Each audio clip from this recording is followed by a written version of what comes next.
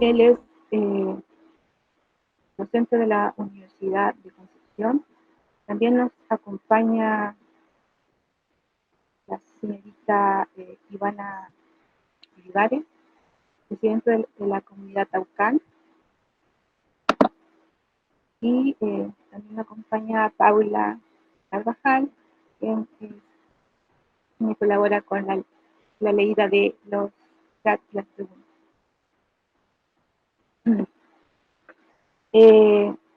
Nuestras organizaciones indígenas de la región han querido invitar al público en general a conocer un poco de la historia del pueblo en sus tanto como distintos pueblos, así también distintas temáticas que iremos desarrollando en las 7 jornadas que hemos planificado para compartir con ustedes y con el público que nos ve a través de las redes sociales de Informate Serena estas exposiciones que estamos desarrollando diario.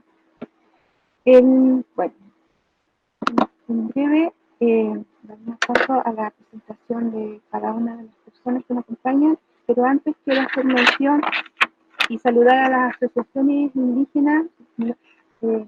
Tengo de 40 organizaciones, voy a saludar a algunas. La próxima jornada saludaremos a la otra para no quitar el tiempo a nuestros expositores. Vamos a saludar a la Asociación Indígena Intiquilla-Lagüen de Salamanca, a los pueblos ancestrales de Illapel, Antivido de los Vilos, Zapán Supún de Ovalle, Antacari de Ovalle, Potrerillos Bajos de Ovalle, Tuyuanta de Andacoyo, Comunidad Taucán de Salamanca, Maputu Tanuyún de Coquimbo, El Quime Yastay de La Serena, Asociación de Entendedores Indígenas del Estrado de La Serena, la Asamblea de Pueblos Originarios de Vicuña, Quince País de Aguita, Asociación Nahuen Mapuche, Amacay Cacán, el Valle de los Leguitas, Domingo Taupa. Saludamos a este grupo de organizaciones. La próxima semana vamos a saludar a el resto de organizaciones que participan con nosotros. Bueno, quiero dejar con ustedes al profesor expositor en esta ocasión. Él es profesor de la Escuela de Historia de la Universidad de Concepción. Sus principales temas de investigación están centrados en la historia social, historia económica del periodo colonial y republicano. Y en esta ocasión expone sociedad y cultura indígena en el norte chico de Chile entre la conquista al siglo XVIII. Entonces dejo con ustedes a don Fernando. Bueno, hubo un problema técnico, pero ahora estamos de vuelta, así que podemos seguir, pero más que seguir, recomenzar la presentación. Espero que me escuchen bien. Bueno, lo que les comentaba a propósito de esta presentación, que tiene como objetivo dar cuenta un poco de lo que es la historia de la sociedad y de lo que es la presencia indígena en el norte de Chile entre el siglo XVI y el siglo XVIII, es que la historia demográfica, cuando nosotros hablamos de las poblaciones, es una historia que es bastante dinámica. No necesariamente se trata de una historia de largas permanencias. Podría serlo, pero podría no serlo también. Y hoy día, en el caso, ¿verdad?, del norte chileno y particularmente del norte chico, hablamos de la presencia aymara, colla, mapuche, diaguita, nicantay, chancos. Y por supuesto que para hablar de esta diversidad de pueblos, hay una historia que puede dar cuenta de ello y explicarlo. Pero no necesariamente los periodos en los que nosotros nos vamos a detener van a dar todas las explicaciones o nos van a dar todas las respuestas a las dudas que podamos tener. Y a su vez también resaltar la importante valoración que existe hoy día de la diversidad étnica. Eso es súper importante, porque esta valoración de la diversidad no existía hace 30, hace 40 años atrás. Lo que se valoraba en aquel entonces, en los años 80, los años 70, los años 60 del siglo XX, era la idea de un Estado nacional unívoco, es decir, un solo Estado nacional, una sola nación, un solo pueblo, y lo más uniforme posible, ojalá. Y dentro de esa uniformidad, el concepto de mestizo, que era la mezcla del español con el indígena por excelencia, era lo que se consideraba como lo más importante. Por lo tanto, la mayoría de las investigaciones y de los estudios van en esa dirección, van en la dirección de explicar cómo se conformó el pueblo chileno y cómo es que este pueblo llegó a ser un pueblo esencialmente mestizo. Un pueblo, ¿cierto?, en donde hubo mezcla, pero de esa mezcla lo que surgió fue, insisto, una nación uniforme, porque eso es lo que se trataba de hacer, o lo que se buscaba hacer a través del concepto del mestizaje. Digamos que el concepto de mestizaje representaba una suerte de horror a la diversidad. Todo lo que fuese diversidad asustaba, porque eso podía considerarse una amenaza a la integridad de la nación, ¿ya? Y ojo, que no solo la diversidad étnica, también la diversidad de carácter religioso. Por algo el país en algún momento se definió como un país esencialmente católico, ¿ya? Y costó mucho que se llegara a establecer la libertad de culto. Eso recién se estableció en el año 25.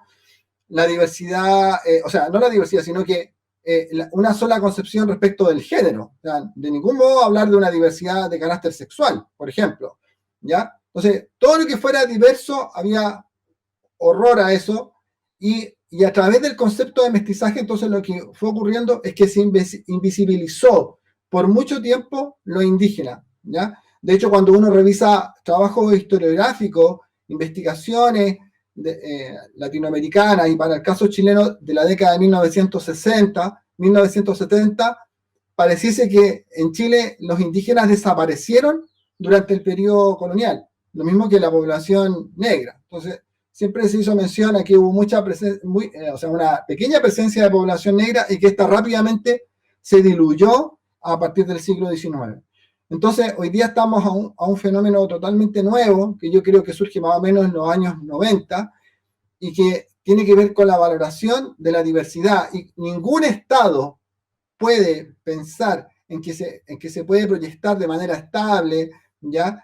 Y armónica, si no reconoce la diversidad de género, ¿ya? La diversidad religiosa, la diversidad étnica. Y ahí, claro, Chile está al debe porque todavía no se reconoce constitucionalmente que somos un país plurinacional. Entonces, es muy interesante el contexto actual, el contexto social, cultural, pero que no necesariamente está representado, como ustedes saben, en nuestra institucionalidad.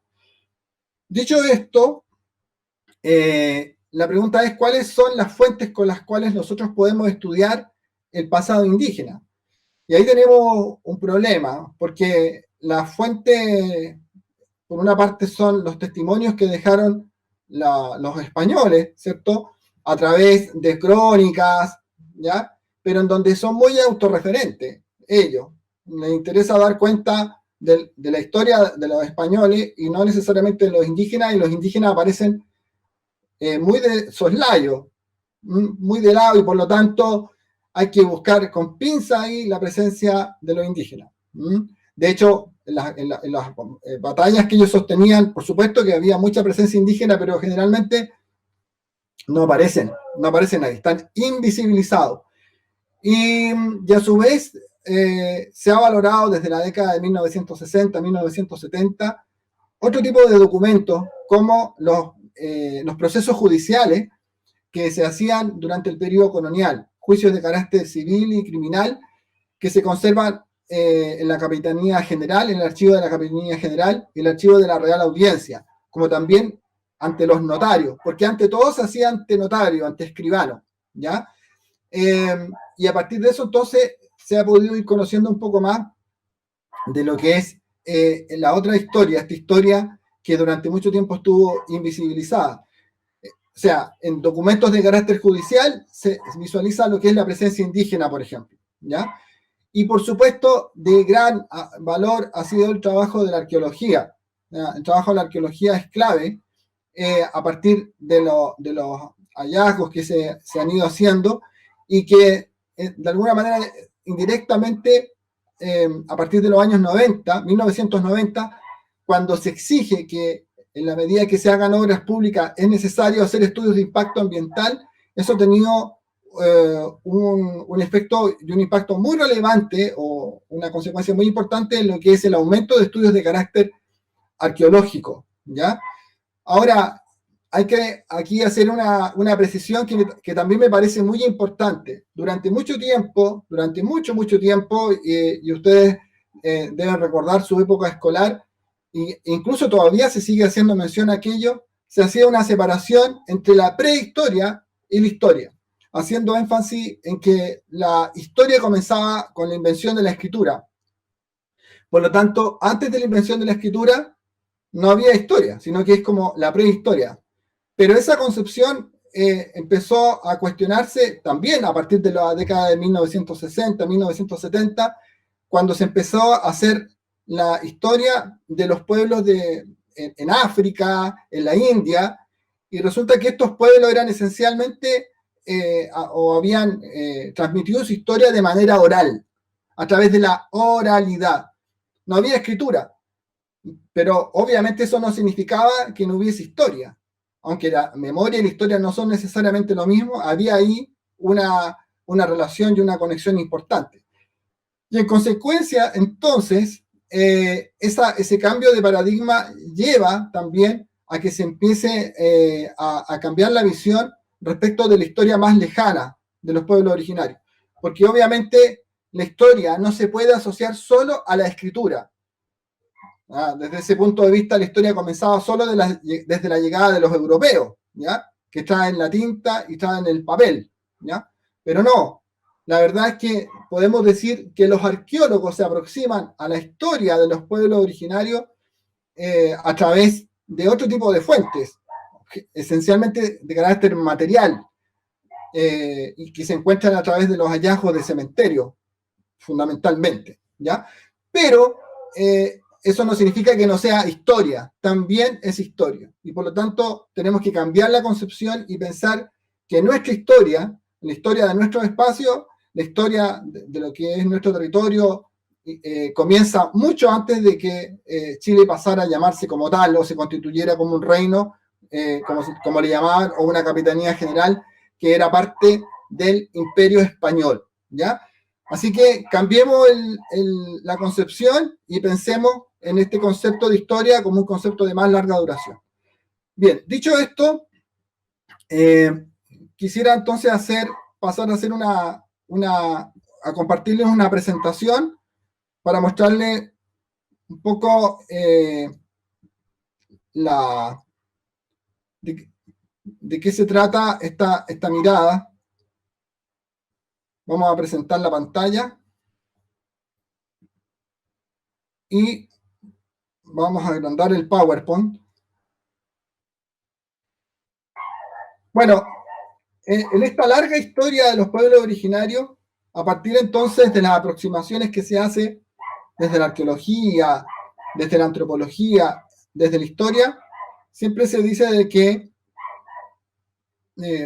los pueblos que poblaron el área del norte chico corresponden a los molles, a las ánimas, a los dieguitas, como también a los pueblos pescadores, entre los que estaban los llamados changos, como también los pueblos llamados camanchacas, que estaban en la costa norte, fundamentalmente desde Copiapó hacia el norte.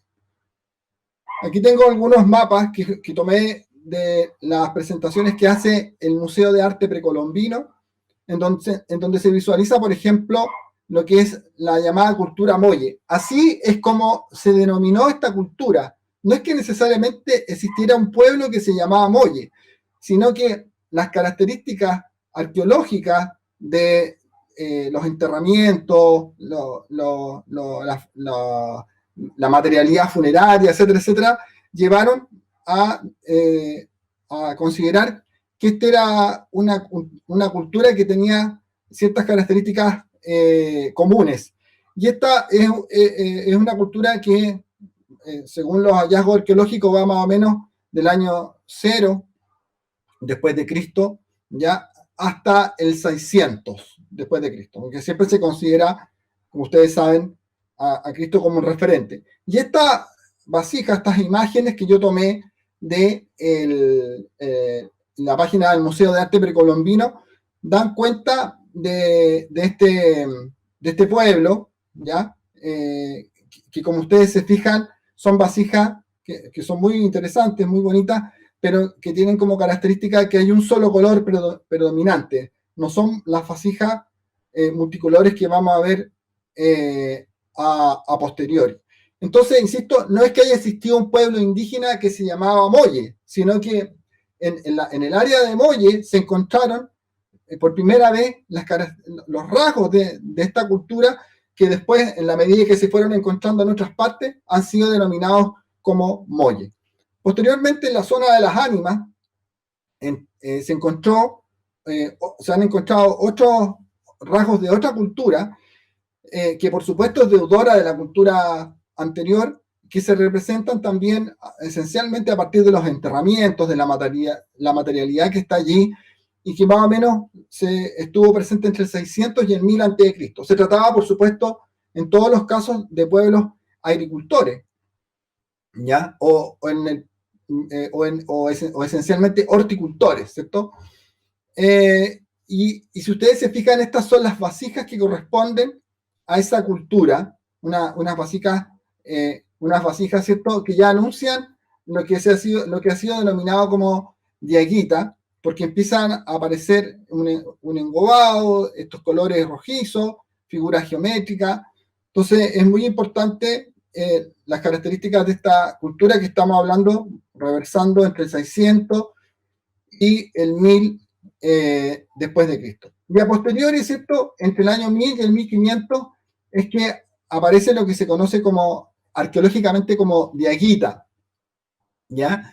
Y respecto de lo que arqueológicamente se conoce como diaguita, señalar, ¿cierto?, que lo más representativo del tipo de cerámica, que es una cerámica que claramente recoge elementos del periodo ánimas, ¿ya? Pero también que hacia el final, según los fechados, hacia finales del 1300 fue o recibió influencia desde el norte del mundo quechua, del mundo inca, ¿ya?, que fue avanzando y desplazándose hacia el sur. Entonces, incluso se produce como una suerte en términos cerámicos, hay elementos como de continuidad, ¿ya?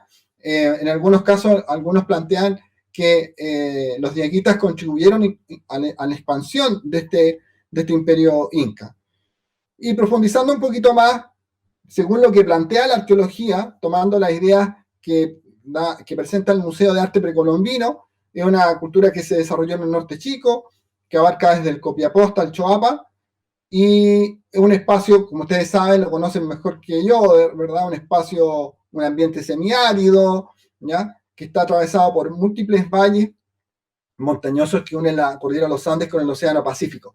Habría que señalar, eso sí, que es necesario poder hacer estudios en la larga duración de lo que corresponde al ambiente, porque claramente, generalmente cuando se hacen caracterizaciones de lo que son los espacios, se hace a partir de lo que sabemos de la geografía hoy, de lo que sabemos del régimen de lluvia o de precipitaciones en el presente, hoy día, pero no necesariamente a partir de lo que ocurría en el pasado. Entonces es necesario hacer estos estudios en perspectiva histórica y tratar de entender entonces qué es lo que nos dice la arqueología de cómo era el ambiente en el 300 después de Cristo, en el 500, en el 1000 después de Cristo, ¿ya? Que no necesariamente tenía las mismas condiciones ambientales que tenía, ¿verdad?, obviamente en la década de 1960, 1970, cuando empieza el desarrollo de los estudios de la arqueología.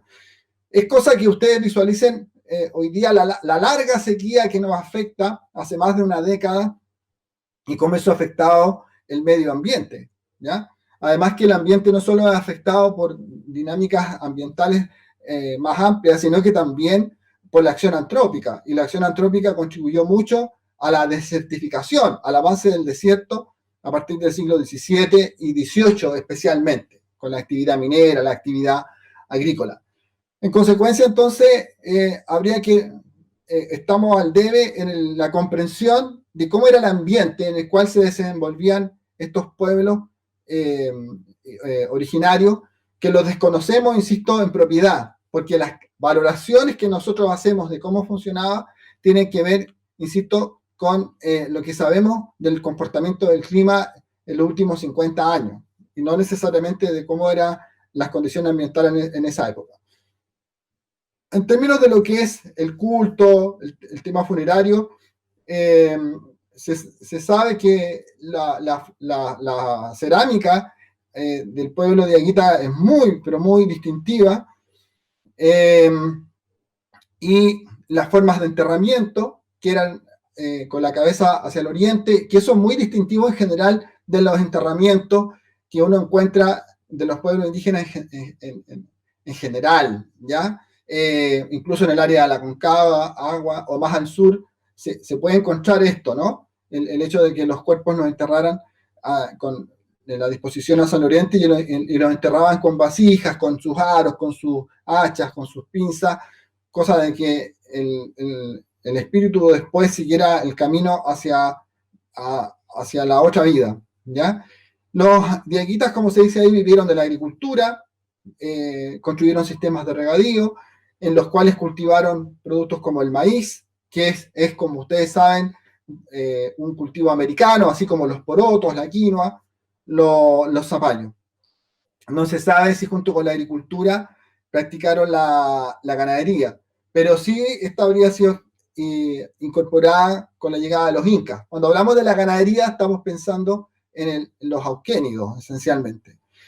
Y, por supuesto, también en la actividad económica se desarrollaba en el borde costero. En algunos casos, a posteriori, se ha hablado de los pueblos costeros como aparte, con otro concepto, a través del concepto de chango, que es un concepto que aparece más bien como un endónimo, como un identificador, a partir del siglo XVII, XVIII. ¿Ya? No aparece en la documentación, en la escasa documentación del siglo XVI. Y como sale acá, el mar ofreció una gran cantidad de recursos, muy abundantes, peces, moluscos, ¿ya? Y con los lobos marinos se hacían balsas de cuero de las cuales hay una larga data. Hay dibujos de estas balsas de cuero de lobo inflado que datan del siglo XVIII.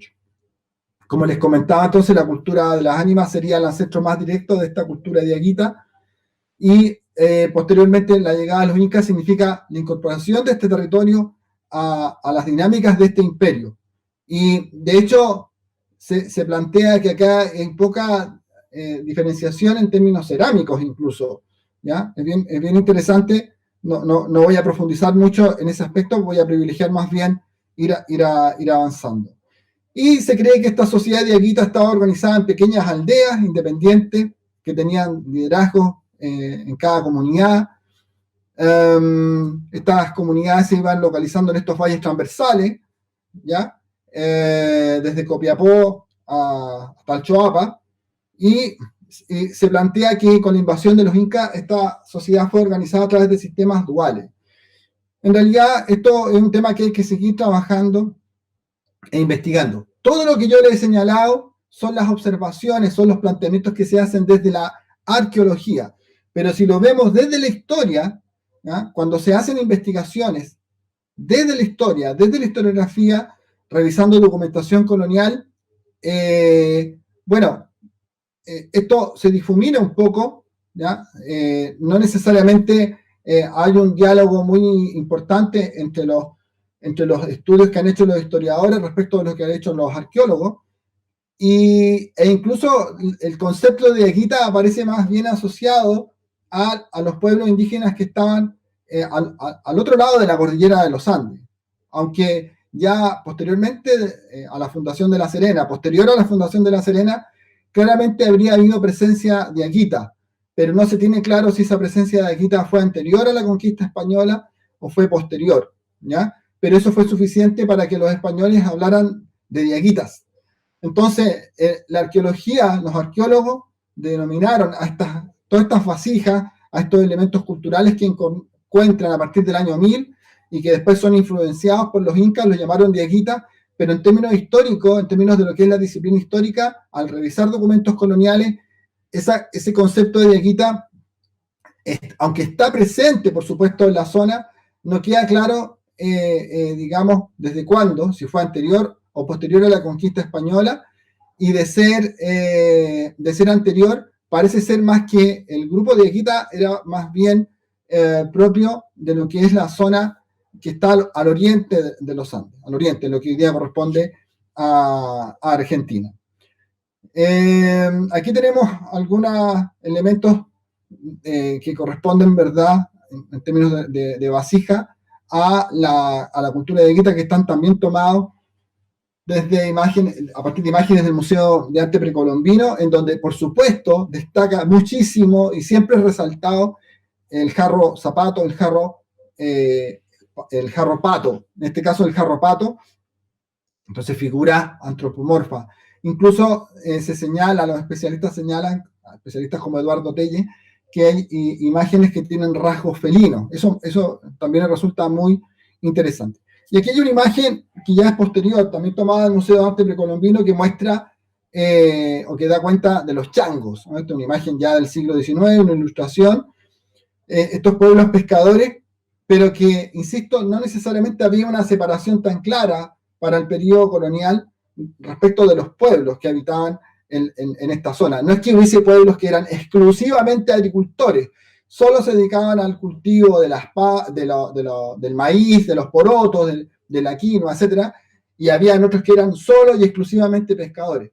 Obviamente que estos pueblos están interrelacionados y hay cierta especialización en el ámbito de la pesca que insistimos, a posteriori después, para poder explicar y caracterizar, se hacen diferenciaciones que no necesariamente son tan claras al momento de revisar o hacer la historia. Es como que hoy día nosotros dijéramos, refiriéndonos a lo que es Chile, que los pescadores son un pueblo diferente de los mineros, ¿ya? Obviamente que hay diferencia. Eso es importante dar cuenta de que hay un cronista, que es Jerónimo de Vivar, que hace mención a que, si bien es cierto había elementos culturales comunes, estamos hablando del siglo XVI, también había ciertas diferencias que estaban dadas por los espacios, por los valles transversales que están separados, ciertos localismos. Así que hoy día, que valoramos tanto la diversidad, eso habría que tenerlo presente. Por supuesto que había ciertas especializaciones económicas, como así también había ciertos elementos culturales comunes. Entonces, estos conceptos, como el de diaguita, aparecen como una realidad que es indesmentible, porque efectivamente hubo presencia de diaguita, pero también hay que tener presente que nosotros necesitamos los conceptos para definir y explicar la realidad. Necesitamos de conceptos. Y por eso muchas veces, cuando conceptualizamos la realidad social, cultural, a través de un concepto, lo que hacemos, al mismo tiempo que la denominamos, le damos una identidad, también la simplificamos, porque el concepto de diaguita podría dar cuenta digamos, de una sola idea, de una sola realidad, y que esconde una diversidad, ¿no? Lo mismo que cuando uno habla de changos. Efectivamente había gente que tenía especialización pescadora, pero lo que nos muestra la realidad es que había un continuum, había singularidades, había especialización, pero también había relaciones, había interrelaciones. Ahora, avanzando, en honor al tiempo, ¿cierto? Y porque la idea es poder abrir el espacio a preguntas también. Sabemos que el impacto de la conquista española fue dramático, ¿ya? La conquista española tuvo enormes consecuencias demográficas, hubo una gran disminución de la población, lo cual se dio desde malos tratos, obviamente la depredación que hicieron los españoles, las guerras de exterminio. En el caso de los españoles destaca mucho Almagro. Almagro fue muy violenta su incursión, muy terrible, contribuyó a derrumbar las estructuras de lo que había o lo que quedaba del Imperio Inca, y eso después le dificultó mucho el camino a Pedro de Valdivia, no solo para armar su expedición, sino que cuando entró a este territorio, cuando fue avanzando hacia el sur, él dice que toda la tierra estaba alzada. ¿Ah? Le costó muchísimo, ¿cierto? A diferencia de Almagro, que le abrieron el camino, pero Almagro depredó, ¿cierto? E incluso cuando decide volver al Perú para disputar el Cusco a Francisco Pizarro, él autorizó a que se corriera la tierra, y eso significó que se llevaron mucha población en cadenas, dicen los cronistas, dice Cristóbal de Molina. Y en la medida que los iban llevando caminando, se los llevaron al Perú, obviamente, iban muriendo en el camino, terriblemente, ¿cierto? Les cortaban la cabeza y seguían avanzando.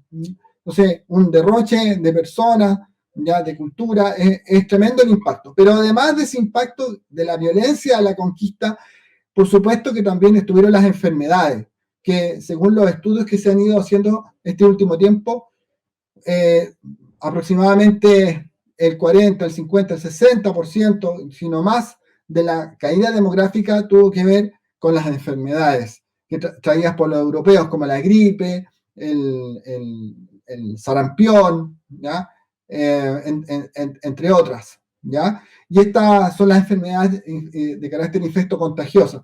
Es súper interesante las relaciones que se pueden hacer a propósito de la pandemia en la que estamos hoy día, y que ustedes ven que con la tecnología, que con los avances que tenemos, el tremendo impacto que ha tenido la pandemia en términos de la salud pública a nivel mundial. Toda la gente que se ha contagiado, el encierro en el que estamos, ¿ya? Pero en esa época, obviamente, cuando llegan estas enfermedades no hubo ningún encierro. Al contrario, las poblaciones indígenas fueron obligadas, ¿verdad?, a empezar a trabajar forzosamente en lo que más les interesaba a los españoles, que era la búsqueda de oro, el trabajo en lavaderos de oro, y entonces estuvieron expuestos al contacto con los europeos y se iban contagiando y se iban muriendo. Otra de las enfermedades que fue devastadora, que tuvo un impacto devastador, fue la viruela. Entonces la viruela, el sarampión, la gripe, hubo por ahí un brote de gripe porcina en la Española que provocó una tremenda mortandad en esa isla. Estamos hablando de las islas que corresponden al grupo de las Antillas Mayores. Y en todos lados las enfermedades fueron impactando. Entonces, en la medida que las poblaciones indígenas locales, ¿ya?, los pueblos que habían en el área del Valle del Limarí, del Valle de Elqui, ¿ya?, en la zona de Copiapó, van disminuyendo, y los españoles lo que les interesa es la búsqueda y la explotación de los lavaderos de oro. ¿Qué es lo que hacen? Para suplir la mano de obra, empiezan a atraer poblaciones desde otros espacios, fundamentalmente del sur del territorio, ¿ya? En la medida que van avanzando hacia el sur, empiezan a traer poblaciones desde el área de la Concagua. Hartos indígenas se llevaron desde la Concagua, como también, del Maipo, del Maule, de Concepción, poblaciones mapuche, que es un tema que ha estado estudiando Jaime Valenzuela, Hugo Contreras últimamente, y al mismo tiempo también se trae población allende los Andes, del otro lado de la cordillera de los Andes, pueblos diaguitas que estaban ahí en la zona oriental, y los huarpes, ¿ya?, que esto lo estudió Álvaro Jara con mucha detención. Entonces empiezan a traer población, lo cual impactaba fuertemente en esos espacios, enormemente impactaba en esos espacios, porque se traían a los hombres, ¿verdad?, a los jóvenes, a los niños en edad de trabajar, y dejaban a las mujeres, a su familia. Entonces van desestructurando los pueblos, y era sentencia de muerte para los pueblos, además de las enfermedades que iban transmitiendo. Y por otro lado, localmente, por ser sometidos a un nuevo régimen de trabajo, también eso iba impactando en las poblaciones. Entonces, los españoles desordenan, digamos, las estructuras demográficas locales, trasladan pueblos de uno a otro lado, y de hecho, los mismos diaguitas al principio, si los llamamos en base a ese concepto, cuando las poblaciones del Valle de Copiapó, del Valle del Limarí, cuando los españoles van avanzando, toman a estas poblaciones para seguir camino al sur y someter a las poblaciones de más al sur, así como trajeron poblaciones desde el Perú, ¿ya? Es conocido que trajeron poblaciones quechua, digamos, que trajeron poblaciones del área del Perú. Así que el siglo XVI tuvo un tremendo impacto entonces en términos demográficos, y generó muchos movimientos de población, y que nos podrían ayudar a entender entonces por qué vamos viendo presencia de población aymara, población mapuche, aunque quizá una historia que no es tan próxima, porque los movimientos de la población no necesariamente se dieron en el pasado lejano, se siguieron dando también en el tiempo. Ahora, en términos económicos, ya vamos avanzando y como para ir, insisto, dando algunas ideas centrales, la economía de este espacio fue una economía en 1500, en el siglo XVI, ganadera, ¿ya? Pero esencialmente minera, porque lo que buscaban los españoles era el oro, ¿ya? Pero hacia el 1600, 1620, la economía, junto con la minería, avanza hacia lo que es, ¿cierto?, el tema agrícola. Destaca el trigo, ahí dice trigo, digamos, el trigo, el cobre, el vino y también el aguardiente, ¿ya? La producción de aguardiente. Habría que resaltar como un elemento bien importante que, como ustedes saben, a fines del siglo XVIII hubo un terremoto en el Perú, hubo una peste de polvillo negro que impactó, que afectó la producción de trigo en el Perú, y eso llevó entonces a que Chile empezara a exportar trigo al Perú. Y en el norte chico fue una de las zonas que empezó a exportar sus excedentes, lo que ya no era necesario para el consumo interno, ¿ya? Unos 700, 800 quintales de trigo empezaron a ser exportados anualmente al Perú. Pero hacia 1720 se va a producir una crisis que tiene que ver con la mezcla de situaciones asociadas a la sequía, ¿ya?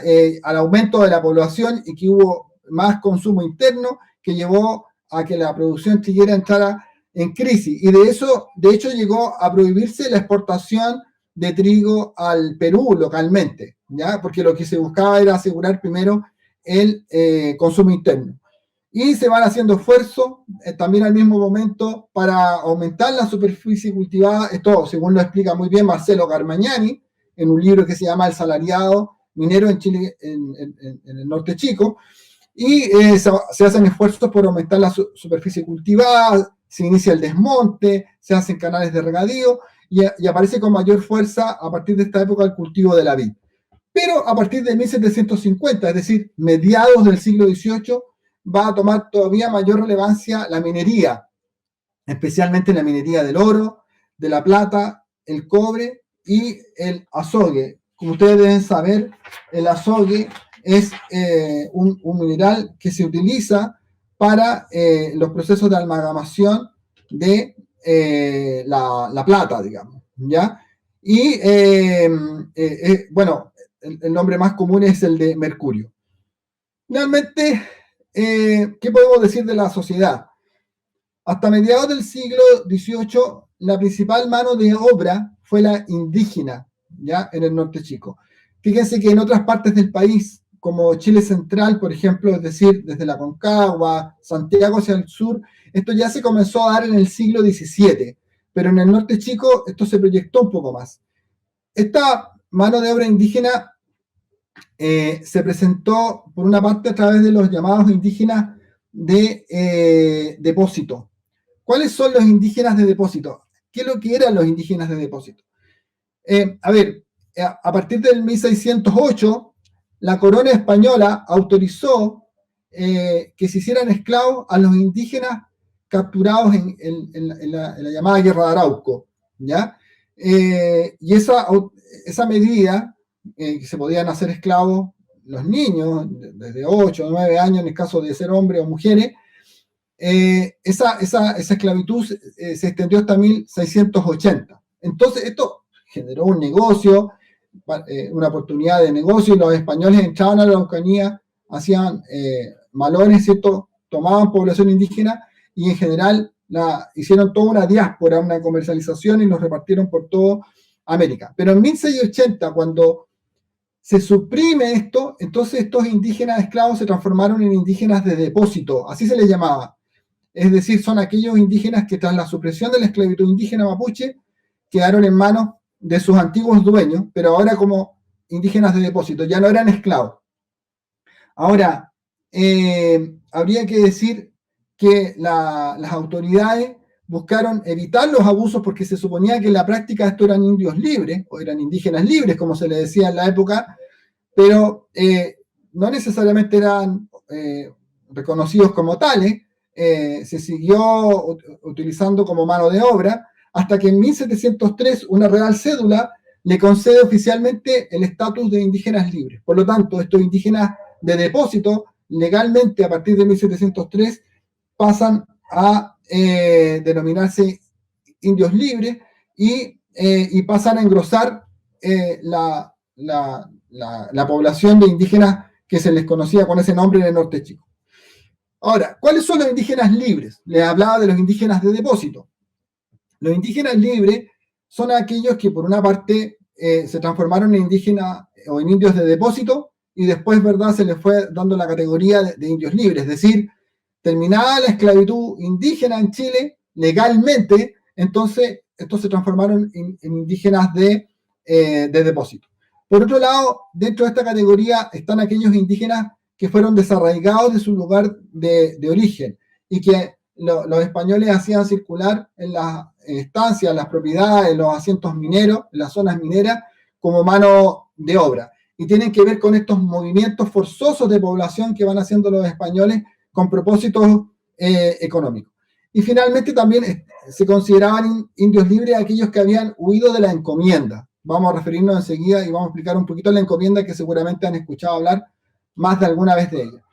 Y era difícil huir de una encomienda en el Norte Chico, porque en esta zona, en realidad los indígenas estaban, ¿cierto?, en estos valles cerrados. No era fácil escapar de la encomienda, pero igualmente había indígenas que se escapaban de su encomienda, de su régimen de explotación, y adquirían esta categoría de indígenas libres, y entonces se empleaban como mano de obra en las estancias, en los asientos mineros. Finalmente está la categoría, según señala Marcelo Carmagnani, de los indígenas encomendados, ¿ya? Estos indígenas, ¿cuáles son?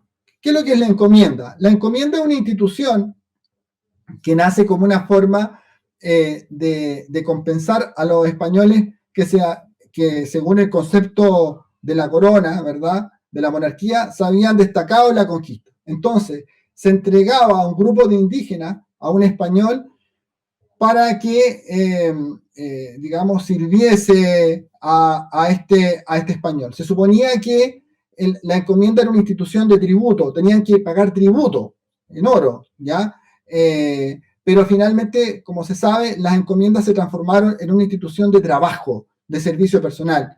De hecho, yo me acuerdo las clases de María Teresa Cobo, una destacada colonialista de la Universidad Católica de Valparaíso, que ella decía que la encomienda fue una suerte de esclavitud encubierta. Entonces, en la práctica los indígenas no tributaban, en estos espacios, en otros lugares se dice que funcionó un poco más, en los espacios que habían correspondido a lo que era el imperio inca en el Perú, o en México, el imperio azteca, ahí habría funcionado un poquito más, pero en estos lugares, en los bordes, en la periferia del imperio español, no funcionó como una institución de tributo, sino que fue una institución de trabajo. Entonces, básicamente los indígenas, la mayor presencia de indígenas en el área del Norte Chico estuvo asociado al régimen de la encomienda, eran indígenas encomendados. Habría que resaltar, eso sí, que a la medida que fue pasando el tiempo, sobre todo ya hacia el siglo XVIII, estos indígenas encomendados fueron transformándose en peones, es decir, en trabajadores simplemente, a los cuales se le daba un pedazo de tierra para que cultivaran animales, un poco lo que después se va a conocer como inclinaje en el Norte Chico, ¿ya? Y habría que señalar entonces que estos indígenas encomendados fueron pasando a ser peones. Y en la medida que se fue acentuando el mestizaje, las mezclas, estos indígenas no necesariamente, o esta forma de trabajo va perdiendo fuerza e importancia. De hecho, ustedes saben que finalmente en 1780 aproximadamente, no recuerdo bien la fecha, pero en el gobierno de Ambrosio Higgins se va a abolir la encomienda, se acabó con la encomienda, y eso es porque en general había ido perdiendo importancia como principal fuente de mano de obra. Por lo tanto, si ustedes me preguntan, ¿qué pasó con estas poblaciones indígenas de las cuales hemos dado cuenta? Con estos pueblos que estaban desde Copiapó al Valle de Vallenar, El Quilimarí, Choapa. ¿Qué pasa con estos pueblos? Y de ahí incluso más al norte, Atacama o hasta Quillota. Estos pueblos disminuyen brutalmente con la conquista por enfermedades, por maltrato, por las condiciones forzosas de trabajo a las que fueron sometidos, y enseguida,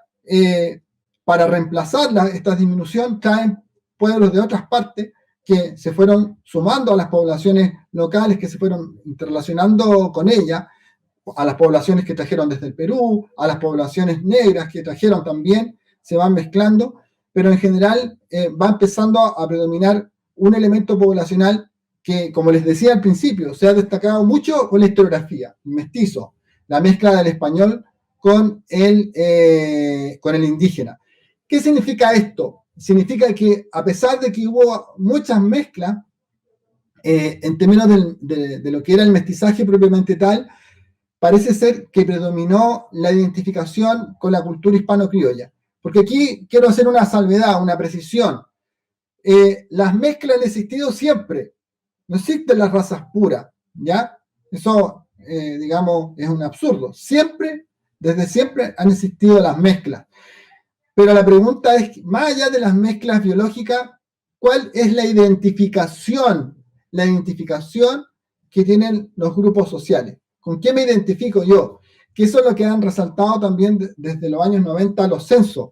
Porque los censos, más que preguntar a qué pueblo pertenece uno, le preguntan con qué pueblo se identifica uno. Es decir, hay un elemento cultural.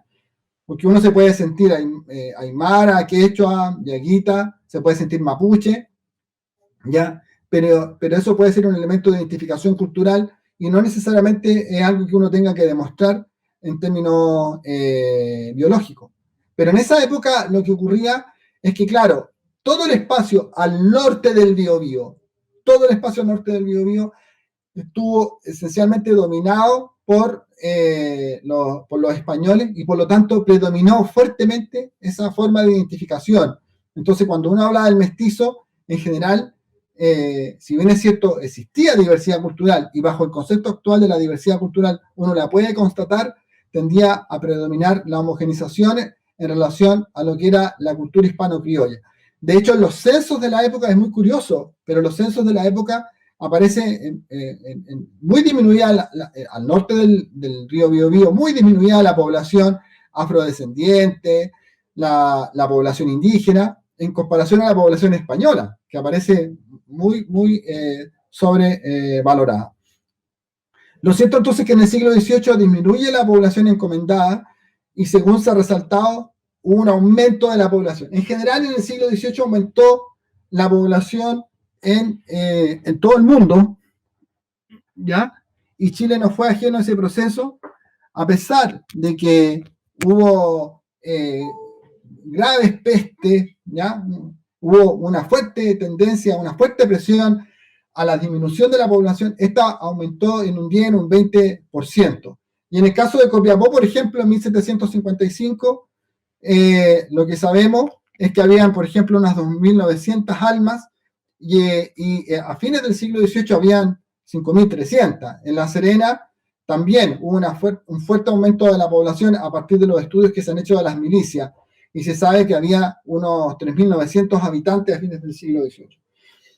Y esta población aumentó por dos razones. El crecimiento vegetativo, es decir, la diferencia entre los que nacían y morían, una cosa. Y dos, por las migraciones.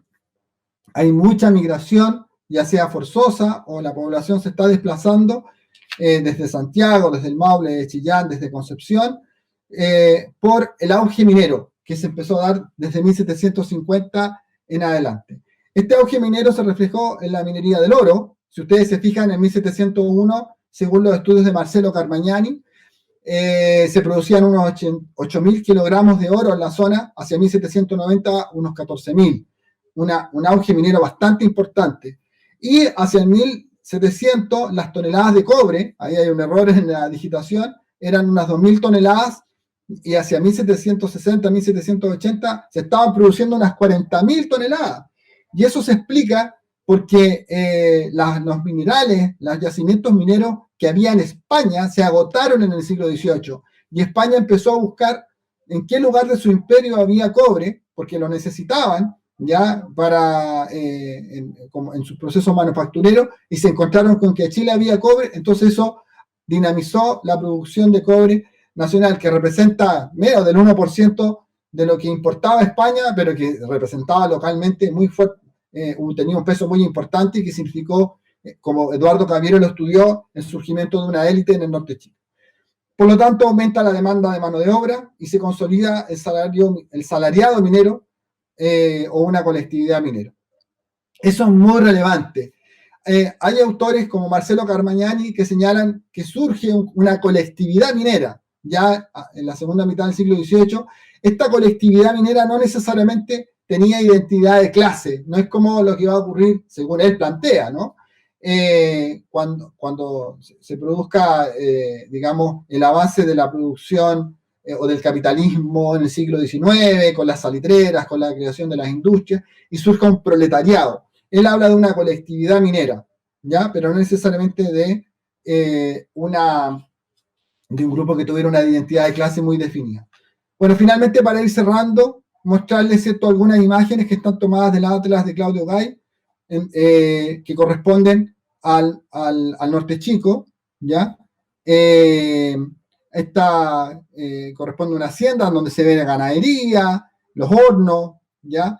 Los cerros, como son típicos del norte chico, desnudos de vegetación, ¿ya? Otro paisaje correspondiente al norte chico, y fíjense lo interesante en la importancia que tenían las pircas como elemento arquitectónico que hasta el día de hoy es muy distintivo del norte chico, construcciones de adobe, en fin.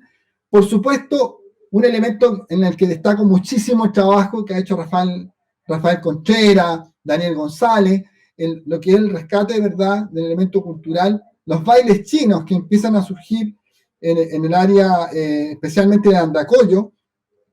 Hoy día los bailes chinos, gracias a este trabajo que han hecho estos antropólogos, son patrimonio de la humanidad y son un elemento cultural que está surgiendo, emergiendo en esta época y que muestra y son distintivos de esta diversidad cultural y también del sincretismo, de las mezclas de lo indígena con lo español. Aquí hay una imagen que corresponde al área de Cogotí, ¿ya? Un par de personas interactuando, se ve la dinámica agrícola, la ganadería, ¿ya? Y por último, según lo que ha señalado Carmagnani, el elemento más distintivo de lo que es la sociedad y la economía del norte chico, la colectividad minera, los mineros.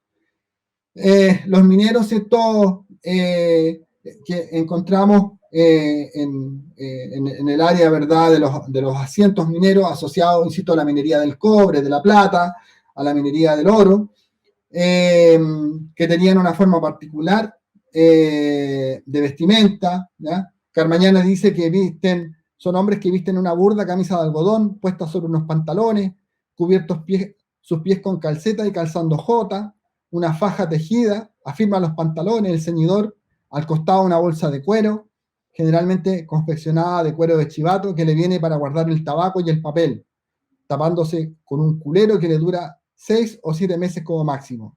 Cubre su cabeza con el bonete y raramente usa poncho. Este es el principal elemento laboral y distintivo del norte chico y que a su vez está muy asociado al concepto que les comentaba del mestizo que se resaltó durante tanto tiempo. Muy bien. Básicamente quisiera dejar esta presentación hasta acá para abrir el espacio a las preguntas. Muchas gracias, profesor. Ante las preguntas vamos a dar el espacio a Ivana para que nos comente desde su punto de vista, desde su perspectiva como dirigente indígena. Muchas gracias, Ana y Fernando, por la invitación y Fernando por tu exposición. Mira, tengo algunas cosas que comentar en relación a tu exposición. Primero, decir que hay una diferencia que tú estás realizando en torno a la ocupación del pueblo de Higuita, porque la verdad es que existen antecedentes de la ocupación de nuestro pueblo que va más allá del río Mapocho, o sea, disculpa, del río Choapa, como lo está mencionando las fuentes, por ejemplo, el precolombino.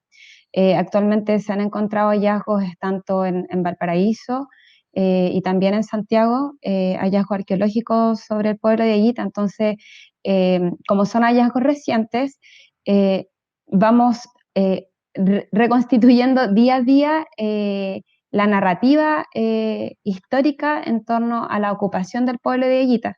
La verdad es que las fuentes tienen que ir actualizándose continuamente porque existen el surgimiento de muchas comunidades y muchas personas que se están reconociendo en esos territorios. Lo segundo que quería decir es que la presencia de Higuita, por lo menos acá en la cuarta región y en Coquimbo, efectivamente ocurre antes de la conquista española y tenemos la principal evidencia que salió a la luz en el año 2015, que fue el descubrimiento del sitio Olivar, que es el descubrimiento arqueológico más grande de la historia de nuestro país. Y esta ocupación tiene una data que va desde el año 800, 700 después de Cristo, hasta la fase de la ocupación incaica que ocurre más o menos en 1450. Entonces, en general, toda la ocupación del pueblo de Higuita a través de la arqueología se evidencia que ocurre mucho antes, así como también estos intercambios que se hacen con los pueblos al otro lado de la cordillera. Bueno, me llamó mucho la atención algo que comentaste en tu exposición sobre la reestructuración de las estructuras demográficas originales en el siglo XVI en relación al traslado de indígenas de otras regiones del país para estos territorios que impactan en la demografía original que estaba en estos lugares. ¿Por qué? ¿Por qué me llama la atención y lo traigo a la palestra? Porque esos antecedentes que han ido recabando los historiadores que tú mencionaste van a ser de mucha utilidad para el discurso que articulan las comunidades de Higuita en este territorio, porque debido a la existencia de, por ejemplo, toponimia mapuche o símbolos de petroglifos de la cultura mapuche, eh, hay un reconocimiento del territorio también con esa cultura. Y existe un roce continuo entre los dieguitas, que decimos que el territorio es efectivamente dieguita, y también las poblaciones, los grupos mapuche, que dicen que el territorio también es mapuche. Entonces, muchos de los dieguitas mencionan que la ocupación mapuche ocurre justamente durante esos periodos, cuando se traen poblaciones mapuches durante la época, durante el 1500, a través de la encomienda a trabajar a estos territorios. Y por eso es que la presencia de este pueblo se lleva a cabo en nuestro territorio. Por lo tanto, fue una presencia que ocurre de forma determinada externamente por una política externa a la territorialidad precedente, y es algo muy oportuno que tú lo digas porque sería muy interesante que las poblaciones indígenas que están reclamando la territorialidad de Higuita tengan argumentos históricos válidos y legítimos que argumenten que efectivamente el territorio es de Higuita y la ocupación mapuche ocurre después, pese a que sí existen evidencias arqueológicas de que aquí habían poblaciones del sur, pero proto mapuche, mucho más antiguas, y también eh, proto dieguitas, por así decirlo. Entonces, creo que es muy interesante, muy asertivo lo que tú estás diciendo y nos va a ayudar también a poder darle más fundamentos sólidos a esos discursos. Y bueno, voy a mi pregunta. Dice así: cómo tú observas el panorama de la historiografía en Chile en relación al resurgimiento de identidades étnicas en el presente, como la Diaguita, como la Chango que apareció hace poco, y así sucesivamente. Y hablo del resurgimiento a partir del reconocimiento político que hace el Estado, por supuesto, porque nosotros como pueblo somos conscientes de que nosotros existimos, seguimos existiendo después de los procesos de colonización, luego de una fuerte invisibilización. Continuaron y se perpetuaron prácticas que en el presente nos valían para decir estamos vivos. Entonces, bueno, a partir de eso, repito nuevamente la historia, cómo tú ves cómo ves ese resurgimiento de estos pueblos, de estas identidades dentro de la historiografía. Porque yo estudié historia y la verdad es que hasta ese momento cuando yo estudié aún no era visto en las facultades de historia, yo estudiando facultades de historia, la verdad es que no era un tema relevante, por eso quisiera saber cómo tú lo ves ahora, ya que tú te mantienes en el círculo. Bueno, muy interesante todas las observaciones que tú señalas. Yo lo que te podría decir es que la historia siempre, y bueno, la antropología, todas las disciplinas, la sociología, siempre se escribe desde el presente, ¿ya? Y particularmente, en este caso, yo quisiera reforzar el hecho de que la historia se escribe desde el presente. Y hay otros historiadores, hay grandes historiadores, por ejemplo, como Brodel, que por algo dicen de que la historia es hija de su tiempo, ¿ya? Son nuestras preocupaciones del presente las que nos llevan a preguntarnos aspectos, nos llevan a hacernos preguntas que en otro momento no fueron relevantes. Entonces, digamos que la historia es un reflejo de los contextos, de las situaciones, de los momentos. Por ejemplo, este último tiempo ha habido un creciente interés por la historia ambiental, ¿ya? Porque obviamente estamos en un contexto ambiental crítico, de cambio climático a nivel mundial, que todas las personas lo podemos percibir y que nos está afectando, y directamente Chile nos está afectando por el avance de la desertificación, ¿ya? Con una de las sequías más largas de los últimos años que podemos reconocer históricamente, porque en el tiempo ha habido otra sequía, pero no hemos hecho necesariamente la historia hacia atrás, entonces no podemos tener el panorama o la visión completa de esa historia. A diferencia de otros estudios que se han hecho para Europa, por ejemplo, que muestran que en algún momento hubo un enfriamiento, la llamada pequeña era del hielo en el siglo XIII, por ejemplo, y que eso se prolongó hasta el siglo XVIII y cómo eso impactó, nos faltan esas miradas, porque obviamente que nuestras perspectivas no tienen que ver solamente con la cultura está inserta dentro de un contexto y de un espacio. Así que, dicho esto, no me parece extraño que cuando tú estudiaste, cuando yo estudié, estas preguntas no estuvieran presentes, ¿ya? Porque la historia es hija de su tiempo y en ese momento parecía ser que era más importante responder otras preguntas, ¿ya? Que tuviesen que ver con la historia económica, por ejemplo, de la región, ¿ya? En el caso de Marcelo Carmagnani, o en términos sociales, por ejemplo, la relevancia que tuvo el surgimiento del salariado minero, ¿ya? O bien el rol que tuvieron los hacendados, ¿te fijas? Entonces, estas miradas en algún momento fueron predominantes. Pero hoy día yo percibo que efectivamente hay una mayor preocupación por estudiar o hacer estas investigaciones en una perspectiva más antropológica.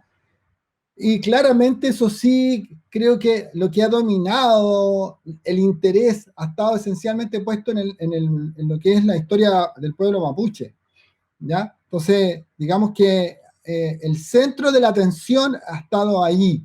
Y de hecho han surgido grupos de historiadores mapuche que demandan que incluso solo ellos pueden hacer la historia de sus pueblos, ¿ya? Porque durante tanto tiempo la historia le hicieron los Wincas que ahora solo nosotros podemos hacer nuestra historia, ¿ya? Incluso se ha llegado a esas posiciones, que son muy respetables, por supuesto, muy legítimas. Pero esa historia hace, insisto, 40, 50 años, cuando la preocupación era explicar cómo había surgido el pueblo chileno, y en donde el pueblo, el principal elemento era el mestizo, no importaba, ¿ya? Incluso a propósito de lo que yo les decía delante, esta idea de que hubo un tiempo en donde no había historia, y la historia empezó con los europeos, o sea, con los europeos llegó la cultura, ¿ya? llegó la pintura, llegó el arte, y qué sé yo, y pareciese ser que el mundo indígena era un mundo lóbrego, oscuro, ¿ya? Y era un mundo que estaba condenado a desaparecer debido al avance de la civilización. Pero son las miradas de las épocas. La mirada de la Ilustración era así, porque la Ilustración concebía el mundo y la sociedad en una lógica en donde siempre vamos avanzando y evolucionando y va predominando cierta visión racionalista. Y eso se impuso hasta que en los años 60 viene la crisis interpretativa y muy influida, ¿verdad?, por las ciencias sociales, cuando viene la teoría del caos, en fin, y se cuestionan estas grandes explicaciones y estas miradas estructurales. Entonces, yo te diría que se está avanzando en esa dirección y en la medida que la sociedad vaya presionando, ¿cierto?, y vayan surgiendo estas identificaciones, entonces va a haber también mayor interés por hacer estos estudios y estos trabajos, porque la historia va respondiendo. Insisto, la historia no la hacen extraterrestres, la hace gente que está en un contexto, en una época, y va respondiendo a las preocupaciones de época. Pero yo te resaltaría además lo que te decía recién, que la historia se escribe desde el presente, ¿ya? Y el tema de las identificaciones también es muy importante. Cuando uno mira en retrospectiva, uno se pregunta, yo me pregunto, ¿qué tanta importancia pudo tener que un pueblo llegara antes o que llegara después?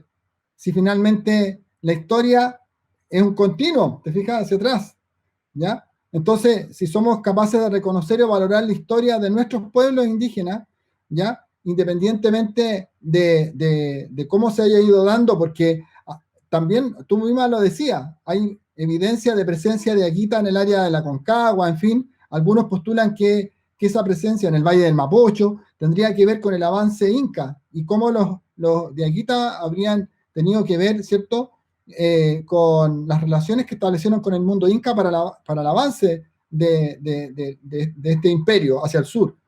Entonces, esas son unas perspectivas que se plantean, ¿ya? Porque también, dime, ¿quién estaba ahí para verlo? ¿Ah? Lo mismo respecto de la presencia indígena en el área del sur, de más al sur, la presencia de los indígenas del Mapocho, de la Concagua, más al norte. ¿Cuánto finalmente sabemos de esa presencia? Y a propósito de los cementerios, tú me hablas de un tremendo hallazgo arqueológico. Acá también se hizo un enorme hallazgo arqueológico en el estadio de Quillota, ¿ya? Y lamentablemente ese hallazgo que se hizo, que fue enorme, que podría haber sido, digamos, no habría dado muchas respuestas, lo que preocupó, lo que interesó en esa época a las autoridades fue construir el estadio nomás, y que fuera un estadio FIFA, y ojalá que se inaugurara antes de las elecciones que iban a haber. Y por lo tanto, arrasaron con los cuerpos que habían ahí, a pesar de que se supone que se iba a subir un metro en la cancha respecto de los cementerios que se encontraron ahí, porque hay un sitio ahí arqueológico muy antiguo y que aparece en las fuentes y en los documentos, ya nombrado en 1540, ya se nombra este cementerio. Imagínate lo antiguo que es. Y ahí, cuando uno estudia, tuve la oportunidad de trabajar en ese sitio con Hernán Ábalos, con Andrea Saunier, cuando uno trabaja en esos sitios se da cuenta de que más abajo de los enterramientos Aconcagua, de lo que la arqueología ha denominado cultura Aconcagua, estaban los vatos, estaban los yoyeos, ¿ya? Lo que la arqueología ha denominado cultura yoyeo, cultura Aconcagua. Entonces, lo que nosotros explicamos desde el presente tiene muchas lagunas también. Entonces yo lo que mi llamado a atención sería a tratar de tener una mirada comprensiva de la historia. La historia nos sirve para entender y analizar el pasado de manera crítica. Y ojo, ¿cierto?, con estas miradas que puedan tener como un atisbo más quizá reivindicacionista, porque distorsiona la historia. Lo mismo que en algún momento pasa, por ejemplo, entre la historia de Chile y Perú, por ejemplo, que se niega o se pueda negar la presencia del Perú o de Bolivia en ciertos territorios, pero con claros afanes reivindicacionistas. Entonces la historia al servicio de un interés, de una mirada particular. Entonces, por supuesto que la historia siempre ha estado al servicio de ciertos intereses, pero acá, más que eso, la idea es que esté para ayudarnos a entender y comprender que la diversidad de nuestra historia actual, somos un país diverso, esa diversidad también estuvo en el pasado, ya sea por circunstancias que se dieron, digamos, procesos migratorios internos que no conocemos, que apenas podemos estudiar, porque la arqueología no es una arqueología que nos pueda dar toda la respuesta. Nos permite hacernos más preguntas que respuestas. O bien, ya sea porque esa diversidad, ¿cierto? Efectivamente se puede constatar, ¿ya? Y efectivamente estuvo presente. Entonces, yo llamaría más bien a eso, a reconocer la diversidad, más que el hecho del predominio de un pueblo respecto de otro. Muchas gracias por sus intervenciones. Ahora pasamos a Paula, que va a leer las preguntas que están en el chat. Hola, buenas tardes a todos. Buenas noches ya por la hora. Vamos a partir primero rápidamente con los saludos. Desde Facebook, Rodrigo López manda las felicitaciones porque este ha sido un gran tema. También a Marcia Albanés, a Diaguita Iyari, a Margarita Bogueño, a Patricia Olivares. Y ahora vamos con las preguntas. Diaguita Iyari consulta. Fernando, me gustaría preguntar qué animales y productos trajeron los españoles porque el norte chico era una zona de camélidos. Gracias. Bueno, muy interesante la pregunta, pero hay ciertos animales que son los clásicos, el ganado vacuno, las vacas, ¿cierto? Como decirlo de manera simple, ¿verdad? Ganado vacuno, el ganado ovino, las ovejas, y el ganado caprino, las cabras, que hoy día son tan típicas y características del norte chico, ¿no? Eso fue introducido por los europeos. Al mismo tiempo, ¿cierto? Respecto de los cultivos, en los europeos el cultivo más distintivo fue el trigo, ¿ya? Y además del trigo, además de ese cereal, yo resaltaría otros cultivos, ¿cierto? Como, por ejemplo, bueno, cultivos que a lo mejor ellos contribuyeron a dispersar, pero sobre todo yo resaltaría esencialmente el trigo. Fíjense que se supone que el tomate, por ejemplo, el tomate lo difundieron o lo difuminaron esencialmente los italianos en el siglo XIX, pero yo he encontrado alguna evidencia que los españoles también difundieron el consumo del tomate, que era un producto americano, también un cultivo americano, lo difuminaron, lo trajeron desde México, ¿ya? Así como otros, digamos, cultivos como el mate, la hierba mate, que era de la banda oriental de los Andes, y que a través del cultivo que impulsaron los jesuitas con los indígenas guaraníes, en fin, lo difuminaron por toda América y particularmente en Chile, ¿no? Hasta el día de hoy, sobre todo en el sur de Chile, se consume el mate, y el mate, eso sí, no es europeo, es americano, ¿ya? Pero los europeos contribuyeron a difuminar su circulación. Eso por dar algunos ejemplos. Seguimos con otra pregunta que la realiza Patricio Olivares.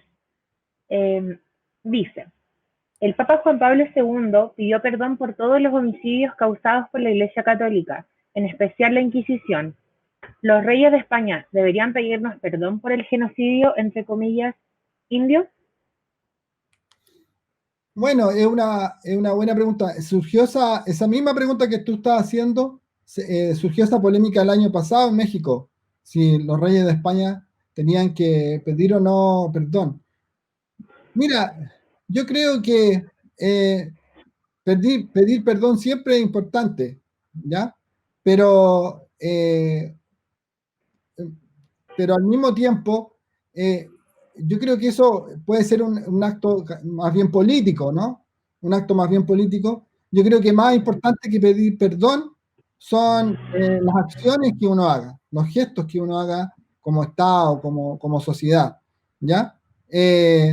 Podemos llenarnos de pedir perdones, digamos, pero si esas solicitudes de perdón o el hecho de pedir perdón no va acompañado de acciones concretas, no sé qué sentido tenga. Entonces, yo creo que me parece más importante, más que insistir en estos temas, el hecho de cómo avanzamos respecto de los desafíos que tenemos hoy día como sociedad, ¿ya? El hecho de que se reconozca, por ejemplo, ahora que se va a hacer una nueva constitución, que somos un país plurinacional, un país pluriétnico. Esto me parece más importante que el tema de los perdones, porque eso, insisto, es como llevarnos a 500 años atrás. Y la historia ya está escrita, no sé si sirva de mucho. Esa es mi opinión.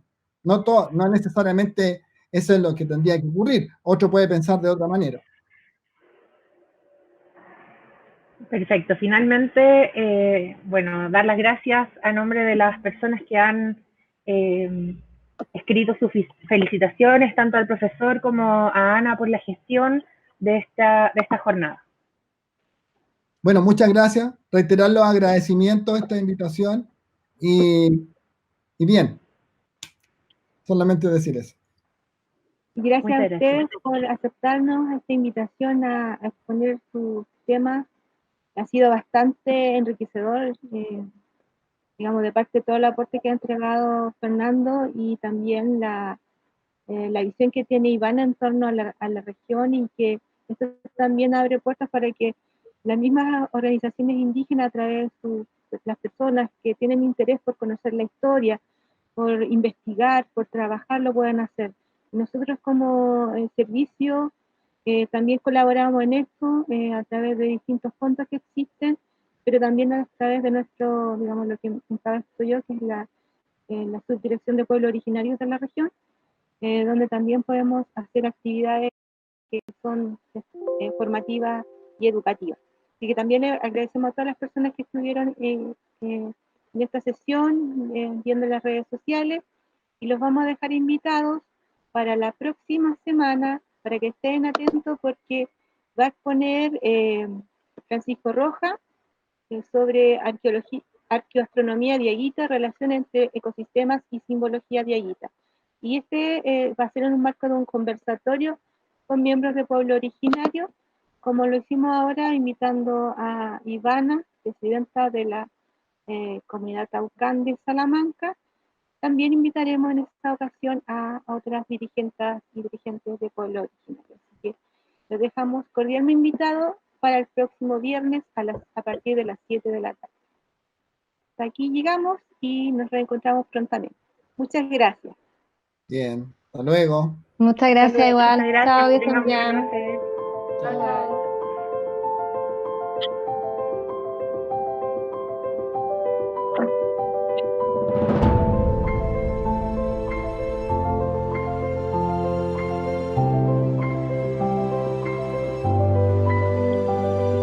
Por supuesto. Sí, Ahora hubo gente que se conectó, ¿no? sí, sí, sí.